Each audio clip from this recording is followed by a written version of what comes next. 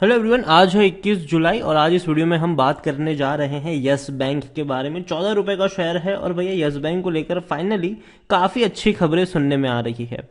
Video में हम discuss करेंगे उन्हीं के बारे में और ये भी चर्चा करेंगे कि इस छोटे से शेयर्स में क्या अब वापस पहले जैसा दमखम देखने को मिल सकता है कि नहीं, और क्या क्या अपडेट यहाँ पर हो रही है वो भी डिस्कस करेंगे। लेकिन उससे पहले अगर आपने अभी तक चैनल को सब्सक्राइब नहीं किया है तो प्लीज़ अभी इसे सब्सक्राइब कर लीजिए, क्योंकि आगे भी बहुत सारे वीडियोस हैं जो आपको काफ़ी ज़्यादा हेल्प करेंगे। तो यस बैंक का जो शेयर है ये 14 रुपए के आसपास ट्रेड कर रहा है और एक महीने में अगर हम देखें तो पिछले एक महीने में यहाँ पर 13% का बहुत बड़ा ग्रोथ आया है। 12 रुपए का शेयर था, भागता चला गया और आज एक बहुत बड़ी तेज़ी हमें देखने को मिली। इवन पिछले एक साल में अगर हम देखें तो पिछले एक साल में यस बैंक के शेयर में 10% का ग्रोथ है। लेकिन इस बीच काफी ज्यादा इंटरेस्टिंग इसका चार्ट है। 10 रुपए के आसपास पहुंचा था, बड़ा जंप लगाया, टूट गया, बड़ा जंप लगाया, टूट गया, बड़ा जंप लगाया, फिर टूट गया, फिर अब बड़ा जंप लगाने की कोशिश कर रहा है। और अगर हम थोड़ा और पीछे चले तब डेफिनेटली बहुत बड़े लेवल से टूटकर ये नीचे आया है, बहुत बड़े लेवल से। एक वक्त ये वो कंपनी थी, वो बैंक था जो 400 रुपए के करीब ट्रेड कर रहा था।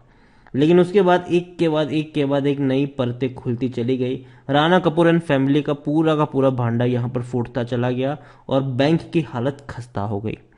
ऐसी हालत हो गई कि यस बैंक डूबने की कगार पे था ये बैंक। लेकिन बाद में क्या हुआ, बाकी बैंकों ने इनका साथ दिया। हालांकि उनकी भी मजबूरी थी, क्योंकि डेफिनेटली बैंकिंग सिस्टम से कोई नहीं चाहेगा, सरकार भी नहीं चाहेगी और बाकी बैंक भी नहीं चाहेगी भैया लोगों का भरोसा बैंकिंग सिस्टम से उठ जाए। तो कई सारे बैंक आई, यस बैंक में 10 रुपए के भाव पर इक्विटी खरीदी और बैंक बच गया। और उसके बाद भी अगर आप देखें तो एफपीओ के जरिए 12 और 13 रुपए की रेंज पे फंड रेज किया गया था, 15,000 करोड़ का फंड रेज हुआ था। अब अच्छी खबर यह आ रही है कि यस बैंक जो है वो 350 करोड़ रुपए इन्वेस्ट करेगा, 20% का स्टेक लेगा जेसी फ्लावर एआरसी में। एआरसी का मतलब असेट रिकंस्ट्रक्शन कंपनी। यहां पर कुल मिलाकर अगर हम बात करें तो yes bank is only a few quarters away from turning a new leaf. कुछ ही क्वार्टर्स में यस बैंक एक अच्छी बैंक बन जाएगी। ठीक है, उसे कई अच्छे संकेत भी यहां पर मिल रहे हैं, क्योंकि इनके जो एनपीएस है वो धीरे धीरे आपको कम होते नजर आ रहे हैं। कुछ इस तरीके से अपडेट है कि with the stage setting for Yes Bank gross non performing asset reducing to 1.5 to 2%, new investor में एंटर द बैंक। नए इन्वेस्टर बैंक में एंट्री कर सकते हैं।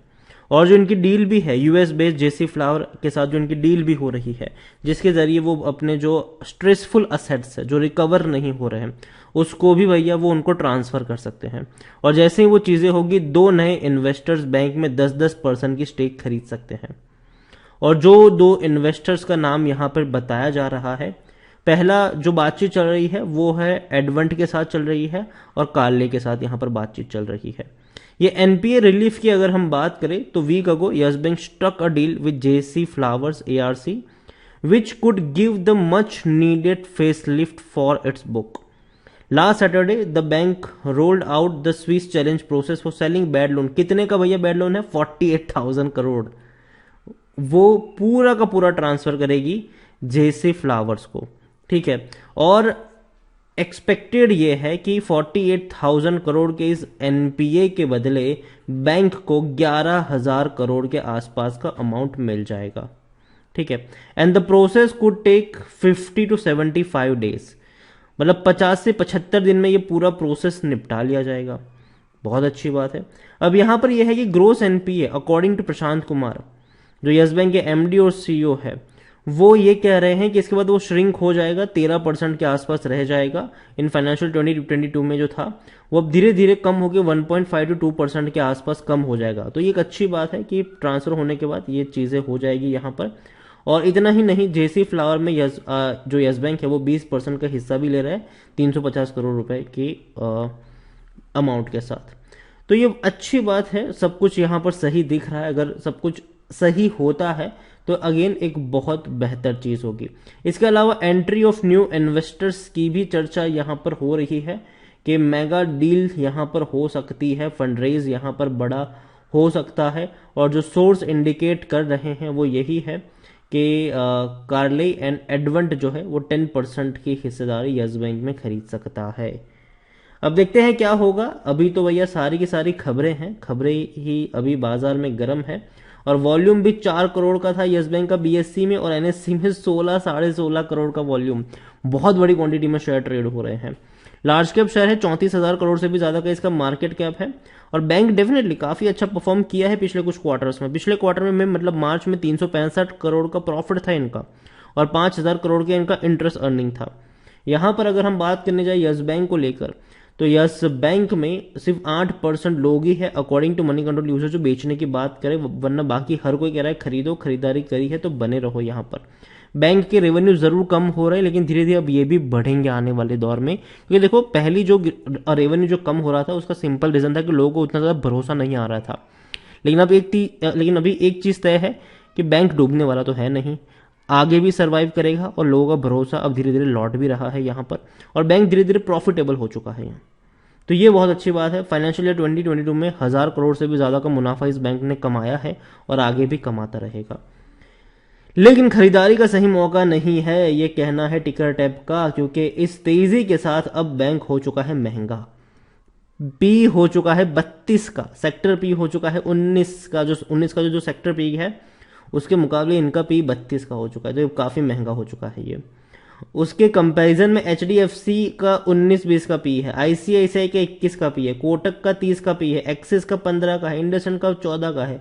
मतलब इन सारी बैंक के मुकाबले ये महंगा है। भले ही प्राइस देखने में सस्ता लग रहा है, लेकिन वैल्यूएशन वाइज ये महंगा है, मतलब मौके नहीं है बाइंग के। होल्डिंग की अगर हम बात करना चाहे, शेयर होल्डिंग की बात करें, तो प्रमोटर तो भैया कब से एग्जिट कर ही चुके हैं। प्रमोटर के तौर पर राणा कपूर एंड फैमिली है, लेकिन मतलब थी, अब एसबीआई है, स्टेट बैंक ऑफ इंडिया है, जिनकी होल्डिंग जो है वो यहां पे काउंट होती है डोमेस्टिक इंस्टीट्यूशन में, जिसमें एसबीआई भी होगा, और भी कई जितनी बैंक है जिनके पास यस बैंक की होल्डिंग, वो सारे यहीं पे काउंट होंगे। 43.58% की होल्डिंग है। एफआईएल्स की होल्डिंग 11.38% के आसपास है, और रिटेल और अदर्स की मिलाकर 44.70% की होल्डिंग है। अगर मार्च से इसको कंपेयर करेंगे तो एफआईएल्स ने खरीदारी करी है, डोमेस्टिक वालों ने भी यहां पर खरीदारी करी है, बस रिटेल वालों ने बिकवाली करी है थोड़ी बहुत। तो देखो पहली चीज, यस बैंक डेफिनेटली बर्बाद होने वाला बैंक कतई नहीं है, और डेफिनेटली उम्मीद करते हैं कि यहां से एक अच्छी तेजी की शुरुआत यहां पर हो सकती है। और यस बैंक अगर पोर्टफोलियो में है तो रखे रहो, बेचने की जरूरत नहीं है।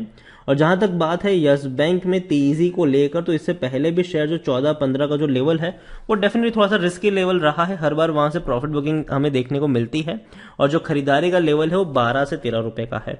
यस बैंक अभी 14 रुपए के आसपास बाइंग की रिकमेंडेशन नहीं है, लेकिन अगर 12-13 के आसपास मिलता है तो डेफिनेटली मौके बनेंगे। लेकिन इसका मतलब ये नहीं है कि यहां से ये चढ़ के 50-60 का हो जाएगा, ऐसा नहीं होने वाला है। बहुत लंबा वेट करना पड़ेगा, और यस बैंक हो सकता है कि 15 तक पहुंचने के बाद प्रॉफिट बुकिंग भी देखने को मिले, और 13 पर दोबारा आके अटक जाए ये, फिर वापस भागता नजर आए। थोड़ा वक्त बिताएगा ये, इसी रेंज में आपको घूमता नजर आएगा इस तरीके से कुछ वक्त के लिए। लेकिन हाँ, जब फटेगा तो अच्छी खासी रफ्तार भी यहां पर आप एक्सपेक्ट कर सकते हैं। वीडियो को यहीं पे एंड करूंगा। अगर आपको पसंद आया हो तो लाइक कर, शेयर कर, चैनल पर अगर पहली बार आए हैं तो प्लीज सब्सक्राइब करें, और यस बैंक के बारे में आप क्या सोचते हैं वो भी आप मुझे कमेंट में लिखकर बता सकते हैं। Thank you.